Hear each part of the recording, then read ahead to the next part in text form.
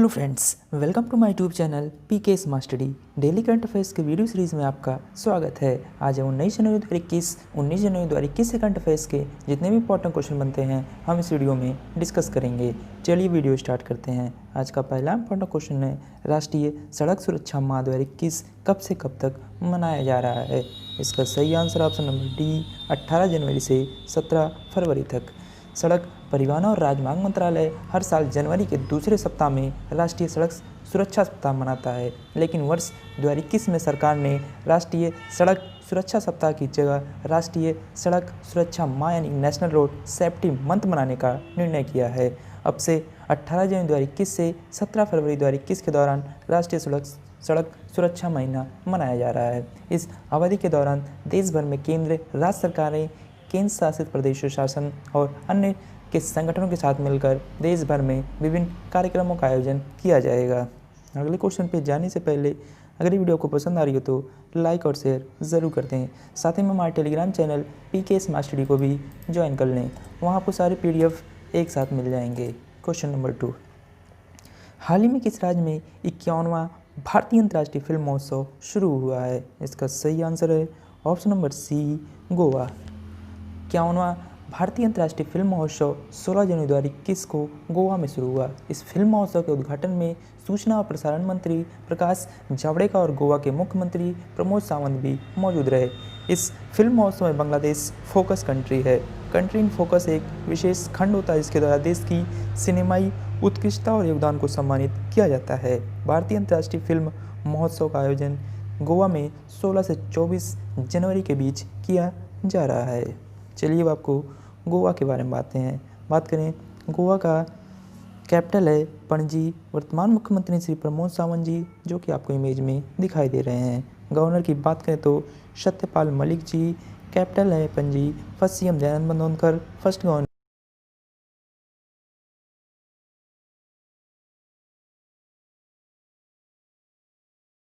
को मनाया गया था। बात करें गोवा का high court Bombay high court के अंतर्गत आता है। चीफ जस्टिस हैं दीपंकर दत्ता जी। चलिए आपको मैप में दिखाते हैं, ये मैप में गोवा। चलते हैं क्वेश्चन नंबर 3 की तरफ। हाल ही में किसने विश्व का सबसे बड़ा कोविड-19 टीकाकरण अभियान लॉन्च किया। इसका सही आंसर है ऑप्शन नंबर ए, भारत के वर्तमान प्रधानमंत्री श्री नरेंद्र मोदी जी। प्रधानमंत्री श्री नरेंद्र मोदी जी ने 16 जनवरी 2021 को दुनिया का सबसे बड़ा कोविड-19 टीकाकरण अभियान लॉन्च किया। इस अभियान के पहले चरण में 3 करोड़ लोगों को टीका लगाया जाएगा, जबकि दूसरे चरण में 30 करोड़ लोगों को टीका लगाया जाएगा। इस अभियान के लिए लगभग सभी तैयारियां हुई हैं। इस अभियान के लिए देश के विभिन्न हिस्सों में कोविशील्ड और कोवैक्सीन नामक एक कोविड-19 वैक्सीन को पहुंचाया गया है। रिपोर्ट के मुताबिक सरकार द्वारा खरीदे गए कोविशील्ड वैक्सीन के 1.1 करोड़ डोज में से 95% को पिछले 2 दिनों में पूरे भारत में लगभग 60 स्थानों को भेज दिया गया है। चलिए चलते हैं क्वेश्चन नंबर 4 की तरफ। हाल ही में किस पुलित्जर पुरस्कार विजेता लेखक और पत्रकार का निधन हो गया। इसका सही आंसर है ऑप्शन नंबर ए, नील सिंहान जी का। पुलित्जर पुरस्कार विजेता लेखक और पत्रकार नील सिंहान का निधन हो गया। उन्होंने 1962 से 1966 तक यूनाइटेड प्रेस इंटरनेशनल और टाइम्स के लिए वियतनाम युद्ध को कवर किया था। उन्होंने 1989 में a bright shining light, John Paul Vann और अमेरिका इन वियतनाम के लिए पुलित्जर पुरस्कार और राष्ट्रीय पुस्तक पुरस्कार जीता था। ये आपको इमेज में दिखाई दे रहे हैं, ये थे नील सिंहान जी। चलते हैं क्वेश्चन नंबर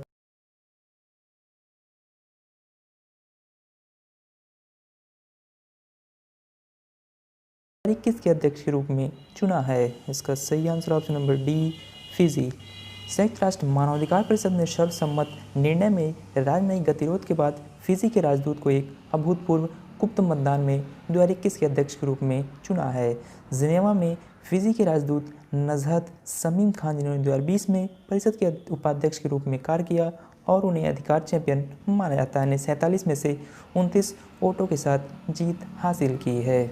चलिए चलते हैं क्वेश्चन नंबर 6 की तरफ। हाल ही में सबसे अधिक उम्र की जीवित ओलंपिक चैंपियन ने अपना 100वां जन्मदिन मनाया है। उनका क्या नाम है। इसका सही आंसर है ऑप्शन नंबर डी एग्नेस कैलेटी।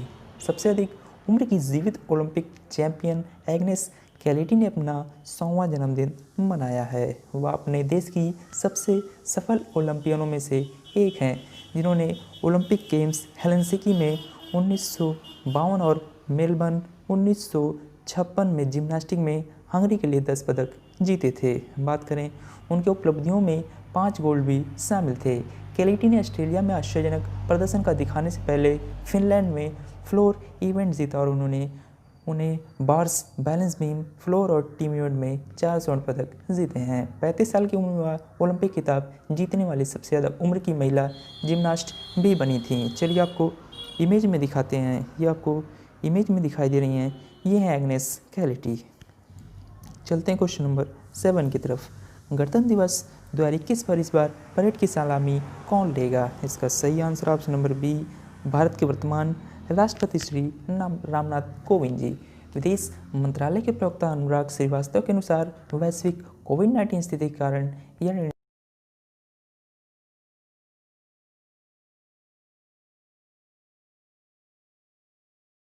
राष्ट्रपति रामनाथ कोविंद इस बार परेड की सलामी लेंगे। यह 5 दशकों में पहली बार होगा जब भारत के गणतंत्र दिवस परेड में मुख्य अतिथि कोई नहीं होगा। यूनाइटेड किंगडम के प्रधानमंत्री बोरिस जॉनसन ने भारत को अपनी यात्रा रद्द कर दी। 26 जनवरी को भारत के गणतंत्र दिवस परेड में बोरिस जॉनसन मुख्य अतिथि के रूप में आने वाले थे। बात करें गणतंत्र दिवस समारोह के इतिहास के बारे में बात करें तो 2020 में ब्राज़ील के राष्ट्रपति जेयर बोल्सोनारो मुख्य अतिथि थे। पिछली बार ऐसी स्थिति 1966 में आई थी, जब ताशकंद में प्रधानमंत्री लाल बहादुर शास्त्री के निधन के कुछ दिनों के बाद आयोजित कार्यक्रम में कोई मुख्य अतिथि मौजूद नहीं था। बात करें 1950 में गणतंत्र दिवस की शोभा बढ़ाने वाले पहले मुख्य अतिथि थे राष्ट्रपति इंडोनेशिया के राष्ट्रपति सुकर्णी। चलिए चलते हैं क्वेश्चन नंबर 8 की तरफ। हाल ही में किसने डिजिटल ऋण में होने वाली धोखाधड़ी को रोकने के लिए 6 सदस्यीय कार्यदल का गठन किया है? इसका सही answer option number D RBI. भारतीय रिजर्व बैंक ने डिजिटल ऋण देने में धोखाधड़ी के बढ़ते मामलों के कारण डेटा सुरक्षा, निजता, गोपनीयता और उपभोक्ता संरक्षण सुनिश्चित करने के लिए विनियमित वित्तीय क्षेत्र के साथ साथ अनियमित खिलाड़ियों द्वारा डिजिटल ऋण देने की गतिविधियों के सभी पहलुओं का अध्ययन करने के लिए एक कार्यदल का गठन किया है। समूह ऑनलाइन प्लेटफॉर्म और मोबाइल ऐप के माध्यम से ऋण देने सहित डिजिटल उधार देने को विनियमित करने के लिए सुझाव देगा। समूह डिजिटल उधार गतिविधियों का मूल्यांकन करेगा और आरबीआई विनियमित संस्थाओं में आउटसोर्स डिजिटल ऋण गतिविधियों की पैठ और मानकों का आकलन करेगा। चलिए चलते हैं, अब आपको आरबीआई के बारे में बात करें। आरबीआई का गठन 1 अप्रैल 1935 को हुआ था। Headquarter Mumbai. Present governor Shaktikanta Das ji, जो कि आपको इमेज में दिखाई दे रहे हैं, ये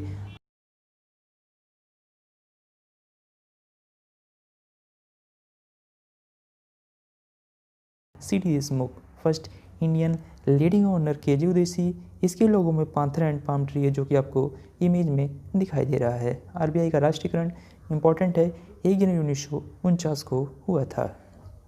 चलते हैं क्वेश्चन नंबर 9 की तरफ। हाल ही में किस राज्य के सीएम एन बीरेन सिंह ने चेरी ब्लॉसम फेस्टिवल का उद्घाटन किया है? इसका सही answer option number B Manipur. Manipur के मुख्यमंत्री एन बीरेन सिंह ने माओ में चेरी ब्लॉसम महोत्सव के 4थे संस्करण का उद्घाटन वर्चुअली किया। हालांकि इस वर्ष प्राधिकरण ने कोविड-19 महामारी के कारण फेस्टिवल को सीमित करने का फैसला किया है। इस फेस्टिवल में माओ के सुरम में परिदृश्य को सुंदर फूलों से लदे हुए चेरी के पेड़ों से सजाया गया है, जो पारंपरिक रूप से दुनिया भर के पर्यटकों को आकर्षित करते हैं। बात करें सुंदर चेरी ब्लॉसम फूलों से सजे माओ शहर के सुरम्य प्रदेश को दर्शाने वाली फेस्टिवल को दोपहर 2 बजे से विभिन्न सोशल मीडिया प्लेटफॉर्म पर लाइव स्ट्रीम किया गया था। मणिपुर के सेनापति जिले का माओ क्षेत्र चेरी ब्लॉसम के लिए जाना जाता है। यह एक पौधा है जिसे जापान में लोकप्रिय रूप से सकुरा के रूप में जाना जाता है। चलिए अब आपको मणिपुर के बारे में बात करें। मणिपुर का गठन 21 जनवरी 1972 को हुआ था। वर्तमान मुख्यमंत्री श्री एन बीरेन सिंह, जो कि आपको इमेज में दिखाई दे रहे हैं। गवर्नर हैं Najma Heptulla. Capital Imphal. First CM M K Singh. First governor B K Nehru ji. Lok Sabha seat 2, Rajya Sabha seat 1, total district है 9। Famous boxing player MC Mary Kom. Manipur की हैं। फेमस फ्लोटिंग आइसलैंड लोकटेक झील, जो कि मणिपुर का ही तैरता हुआ झील है। बात करें मणिपुर का हाई कोर्ट, मणिपुर में चीफ जस्टिस है रामलिंगम सुधाकर जी। चलिए आपको मैप में दिखाते हैं।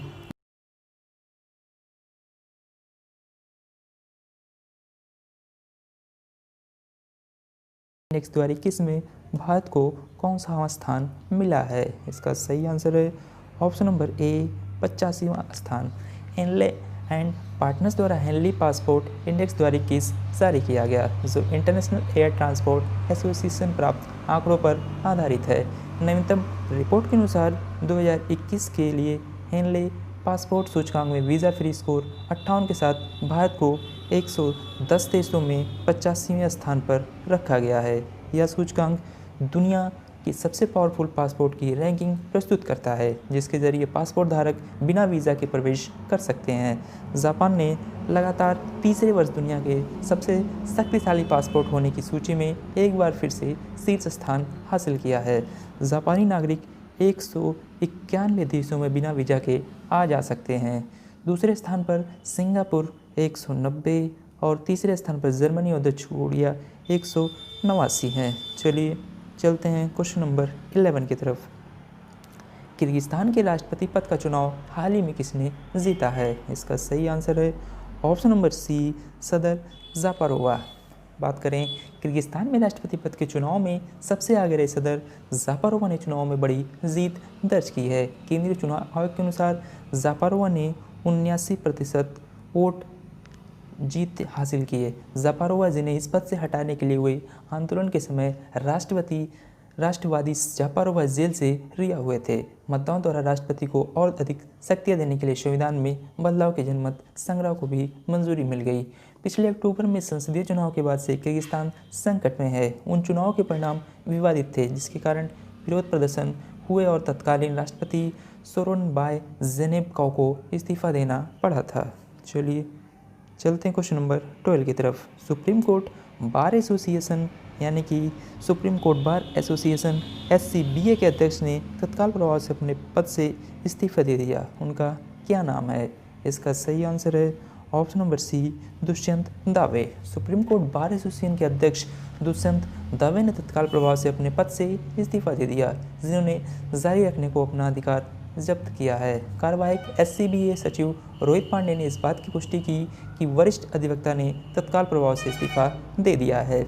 बात करें सुप्रीम कोर्ट बार एसोसिएशन के बारे में, तो यह SCBA एक भारतीय बार एसोसिएशन है, जिसमें भारत के सर्वोच्च न्यायालय के पेशेवर वकील शामिल हैं। 4 मई 1951 की अपनी बैठक में SCBA लोकतंत्र के संवैधानिक मूल्यों, कानून के शासन और न्यायपालिका की स्वतंत्रता के पालन, रखरखाव और समेकन की गतिविधि के वैनगार्ड में रहा है। ये आपको इमेज में दिखाई दे रहे हैं, ये हैं दुष्यंत दावे जी। चलते हैं क्वेश्चन नंबर 13 की तरफ।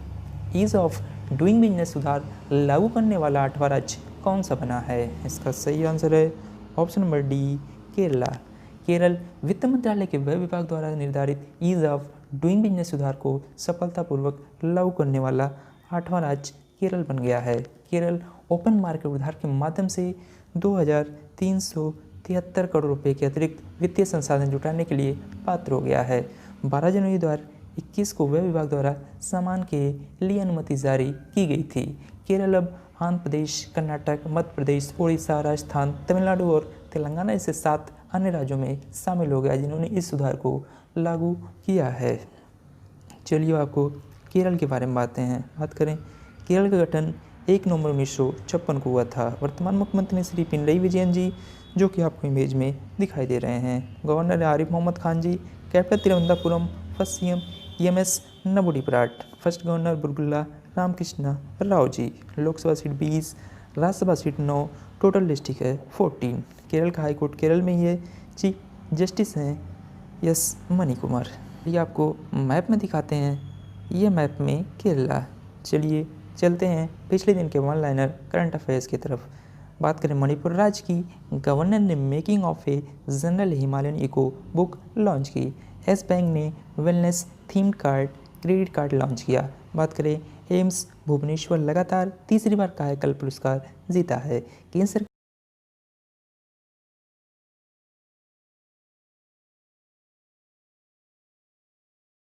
बाइडेन ने गरिमा वर्मा को अपने डिजिटल निदेशक और माइकल लारोसा के प्रेस सचिव के रूप में नामित किया है।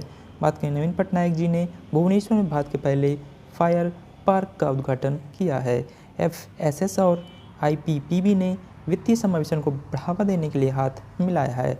भारत और जापान देश ने ICT में सहयोग बढ़ाने के लिए समझौता किया है। पीयूष गोयल जी ने प्रारंभ स्टार्टअप इंडिया इंटरनेशनल समिट का उद्घाटन किया। ICICI बैंक ने MSME को प्रीपेड कार्ड जारी करने के लिए फिनटेक नियो के साथ साझेदारी की है। TEPC ने संदीप अग्रवाल को अपना नया अध्यक्ष नियुक्त किया है। चलिए चलते हैं आंसर ऑफ एस्टरडे क्वेश्चन की तरफ। भारतीय सेना दिवस हाल ही में कब मनाया गया? इसका सही आंसर था ऑप्शन नंबर डी 15 जनवरी को। हाल ही में किसने भारत की पहली 9mm मशीन पिस्टल बनाई है? इसका सही आंसर था option number C DRDO। DRDO का गठन कब हुआ है और DRDO के वर्तमान चेयरमैन का आपको कमेंट बॉक्स में कमेंट करके बताना है। क्वेश्चन ऑफ द डे की बात करें तो हाल ही में किसने भारत की पहली स्वदेशी ड्राइवरलेस मेट्रो कार का उद्घाटन किया? क्वेश्चन नंबर 2 आज का, हाल ही में इंटेल ने नए CEO के रूप में किसको नियुक्त किया है? इन दोनों क्वेश्चंस का आंसर आपको कमेंट बॉक्स में कमेंट करके बताना है। ऐसे डेली करंट अफेयर्स के वीडियो के लिए आप अपने channel PK smart study subscribe करें। वीडियो अच्छी लगी तो लाइक और शेयर ज़रूर करें। Thank you.